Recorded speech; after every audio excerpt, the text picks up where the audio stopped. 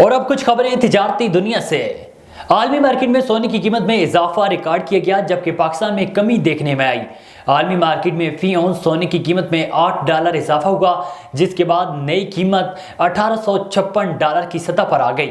मुकामी सराफा मार्केटों में फी तोला सोने की कीमत में $1600 की कमी देखने में आई, जिसके बाद नई कीमत $2 लाख होकर नई सतह पर आ गई। 10 ग्राम सोने की कीमत $1372 कम होकर $1,71,468 की सतह पर आ गई। मुल्क में हफ्तावार महंगाई की शरह 41.07% हो गई है। इदारे शुमारियात के मुताबिक हफ्ता महंगाई की शरह में मामूली कमी हुई, जिसमें महंगाई की शरह 0.30% कम हुई, जबकि एक हफ्ते में 32 अशियाए ज़रूरिया की कीमतों में इजाफा हुआ है।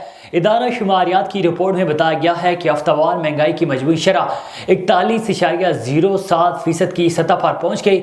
महंगाई से सबसे ज़्यादा मुतासर मुतवसत तबका हुआ, जबकि 44,000 से ज़ायद माहाना इनकम वाले तबके के लिए महंगाई की शरह 42.42% रिकॉर्ड की गई। पाकिस्तान इंटरनेशनल एयरलाइन मुलाजमीन की तनख्वाहों में 10% इजाफे का ऐलान कर दिया गया है।